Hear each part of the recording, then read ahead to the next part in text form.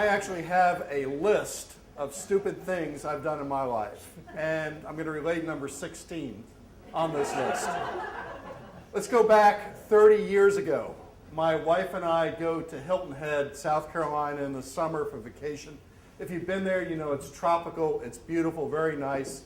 One of the key things we wanted to do while we were down there was see an alligator. Never seen a live alligator up to that point out in the wild. Hilton Head's swarming with them, I'm told.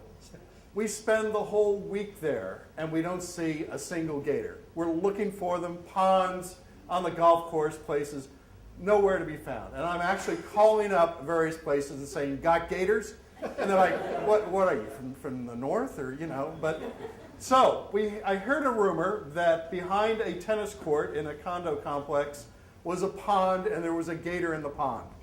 So my wife and I head down to that complex. We come around some bushes. There's the pond, and about 50 yards off, there is an alligator. You can see him. He's in the water. If you've seen alligators in the water, you know that all you really see is the head, the snout, the two eyes just above the water line. And he's a little one, but we're watching from like 50 yards away. We're being very quiet. After about 5 minutes, he doesn't move. We're kind of bored because you're just looking at two eyes out there. So we decide to sneak up on him, and we very slowly began to sneak up, and I thought he'd swim off, but he doesn't. So we finally get up really right in front of him. He's close to the shoreline. He's maybe only 3 feet away.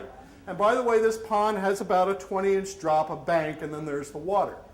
So we finally get to the point, we walk up to him, and I am looking down at him, and he doesn't move. He doesn't blink. He doesn't do anything. It's like he's dead. But he's a little gator, but he's not moving. And once again, I am bored looking at this gator. So I begin to pick up pine cones and throw pine cones and hit him in the head. Now, the best is yet to come. Hit him in the head, and on occasion, when I would hit him in the head, he would blink. Well, if that wasn't enough, for reasons to this day I still do not understand, there was a 5-foot-long stick stuck in the ground right next to where I was standing. No idea what it was doing there. I pull this stick up out of the ground, lean over the bank, and begin to hit him on the nose. Repeatedly hit him on the nose. And occasionally he blinks, but then he starts to snort, and they make this sound.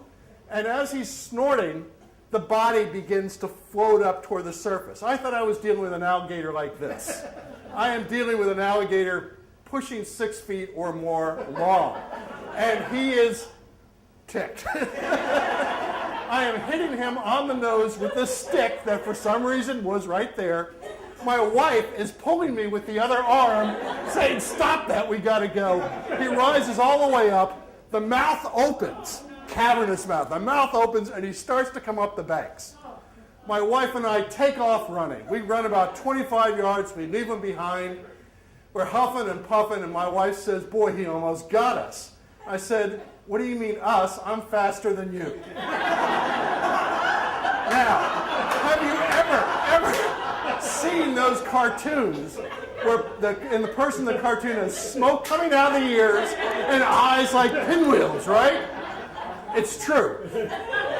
Now, to sum all this up, you think this is a story about me betraying my wife by sacrificing her to the alligator. It isn't. The betrayal part is my wife is one of the judges tonight.